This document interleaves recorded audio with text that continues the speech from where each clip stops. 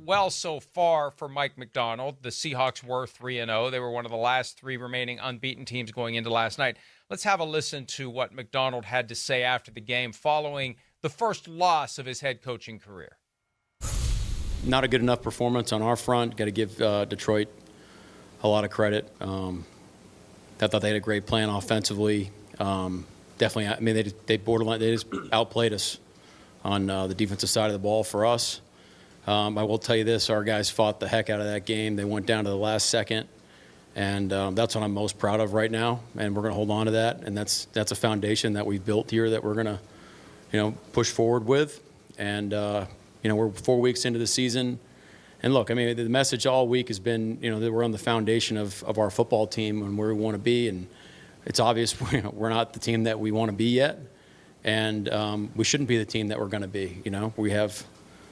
We have time to grow as a football team. We have a short week. We have to have a sense of urgency about it, and we need to take the next step.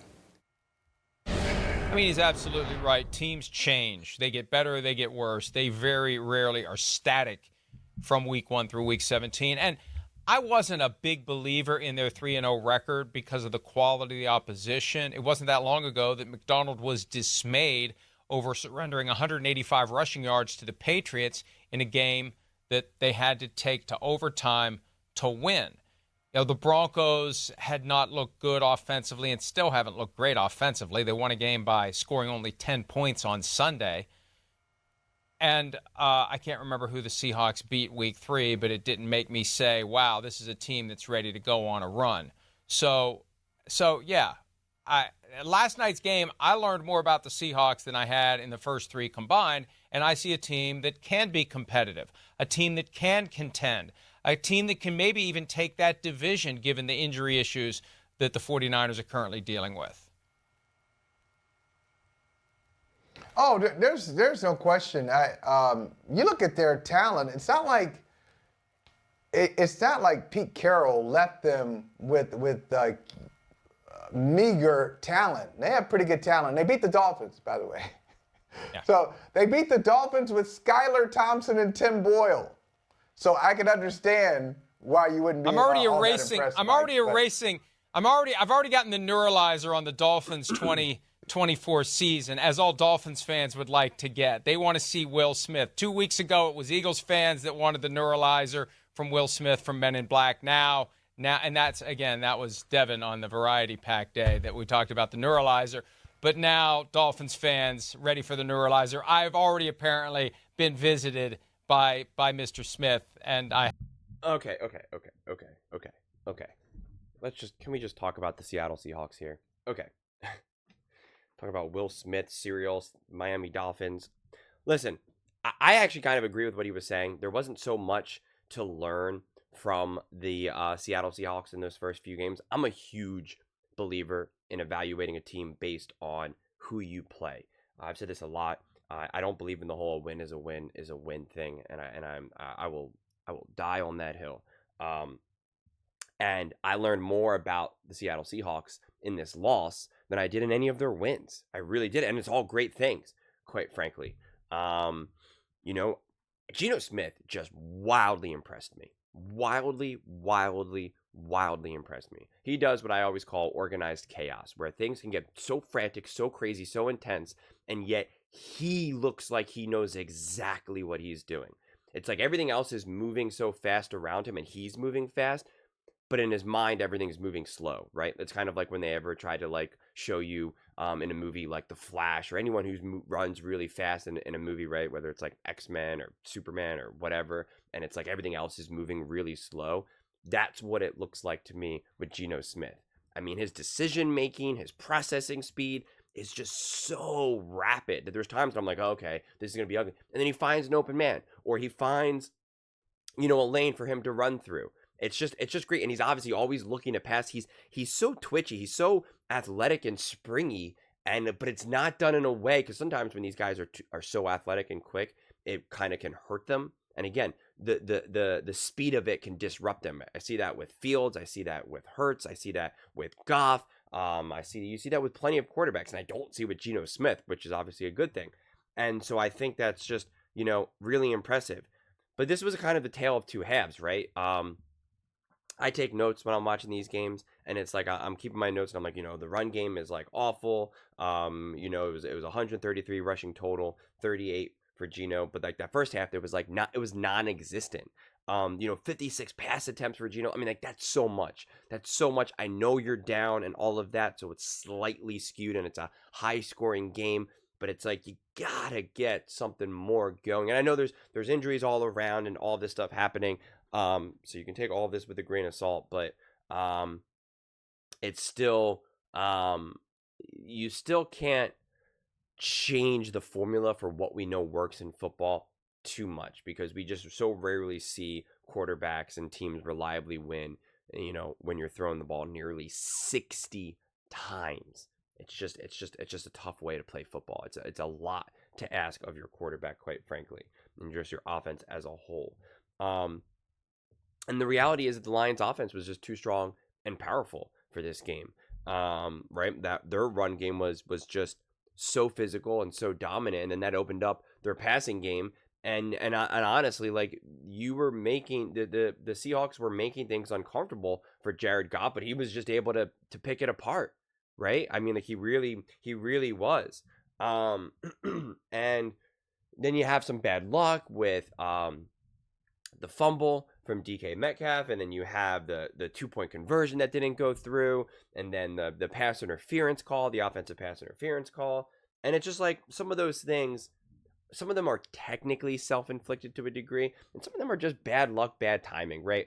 Wide receivers, running backs, quarterbacks, they fumble. It just happens, right? It's going to happen to every single player out there at one time or the other. And it was just one of those things where it just so happened to happen this game versus the Lions versus Seahawks. It wasn't just because, Metcalf was fighting for extra yardage, was doing everything he can, and it just happened, right? And then in this type of game, it was enough to be a big game changer. It was enough to really change everything. You really needed to minimize any sense of turnovers, and it ends up being a big difference. But then again, the second half, they finally had the run game. They were able to then open things up for Geno Smith. I mean, Geno Smith at half, I thought I had it written down, but he had like 160 yards at half. It was like 17 for 23 or something along those lines. I mean, so the offense was able to move, but situationally they weren't able to capitalize, right? They weren't able to convert those yardage, those gains into points, into touchdowns. But right, I do agree with the Seahawks that, like, they didn't give up. They kept fighting. This was absolutely a game, and we've seen a lot of games now where the team just rolls over. We saw it with the Bills versus the Ravens, right? The Ravens obviously came out the gate and really beat the Bills, and the Bills just had nothing left in the tank. We saw the Seahawks fight to the end, and they almost made the comeback. They really almost did. Like, it was there for them, because I'm reading these notes and I'm saying all these things, and I'm like, well, okay, how are my overall notes going to be colored now? Like, are the Seahawks going to come back with a win, or are they going to come up short? Getting the safety on Jared Goff and the Lions, like, I think it was good. I think this was just one of those things. You're on the road. The other team also then pulls off a trick play. Like, there was just so many moments that the Seahawks could have just been like, this is just not our game. This is just not our game. This is not our moment. Let's just lick our wounds and we'll come back later. And that's not what they did. And so I learned a lot about this team in the grand scheme of things, of where the Seahawks stand with everyone else. I really don't know. Honestly, the more games we play with all these teams, I'm like, man, I don't know. I just don't know who's consistent right now, who's considered dominant. I've seen such great things from some teams, and from the same teams, I've seen such bad things. So it's like, it's really hard to put in perspective right now. But I think the Seahawks should feel really comfortable. I think it's very clear that Geno Smith's career that has turned around is not a fluke, not dependent on just this great coach who's able to do everything and make everything work for him. I think Geno Smith has proven to be a legitimate quarterback in the NFL. And I think if the Seahawks can do a better job of supporting him, of making his life easier, because he doesn't have all the luxuries that some of these other teams have, right? He doesn't have the endless weapons that the Eagles have. He doesn't have the endless weapons that Brock Purdy and the 49ers have, or even the Lions have, right? He doesn't have those things. If the Seahawks can just do a little bit better of a job of taking some off of his plate and supporting him offensively, that will make obviously the offense significantly better and Geno's life significantly easier, then that also helps the defense significantly as well. It's just, it just becomes very complementary football. So this is a really interesting team to kind of take a look, right? If the Seahawks played the Lions again, right? If this was one of those things where there was no rest needed and it was baseball and it was a best of 3 series, it's like I could see the Seahawks winning this game 2 out of 3 times, right? Like, or at the very least getting one of those wins. So I don't see this and say, oh yeah, the Lions, they're clearly on a league of their own over the Seahawks. I don't really see that. And a lot of people see the Lions as a top contender in the NFL. And if that's the case, then I see the Seahawks being able to hang with them. And if that's the case, then it's like, all right, just figure this out as the weeks go on, get into the playoffs, and then who knows, right? And then it becomes the definition of any given Sunday. And I always have my teams in tiers. And the one tier is like, I'm like at the highest, I'm like, okay, I believe this team is going to win, right? When they're in the playoffs and they're playing each other, this is the team that I believe is going to win. And then really where a lot of my other top teams are, it's just like, these teams are all just very equal. It's like, how's it going to unfold on Sunday, right? Like, I really have no idea. Are you going to get a muff punt? Are you going to get a 3 and out on your own 10 and now you have to punt and it's in field goal range, right? Like, it's going to be these very little things that are just unpredictable. So it's just like, I don't know. And it's like, I could see the Seahawks being in that position where it's like, yeah, man, they get in the playoffs and they're going up against the Lions in the playoffs or the 49ers or whoever. It's like, yeah, I don't know. It's all going to depend. It's going to depend, right? Are you going to be able to stop the run in the first half? If you can, well then boom, so it's just going to be really interesting, which I think is exciting for the Seahawks. I just think, they do have to continue to evolve, work on their identity more, get healthy, of course, and I think they'll be in a very, very, very interesting place. But those are just my thoughts. I'd absolutely love to hear yours. What do you guys think about Geno Smith and the Seattle Seahawks? Let me know in the comments below. I read every single comment, so whether you agree with me or disagree with me, either way, let's get in some discussions, let's get in some fights, but ultimately, let's just have some fun. And please do consider subscribing. We are building an amazing community here, and I'd absolutely love to see you part of it. I want to build something that we all genuinely feel connected to, something that we're really excited to be part of. I think we're well on our way to doing it. And please don't forget to give this video a thumbs up, as it really does help with the visibility and the algorithm. Thank you so much, and see you next time.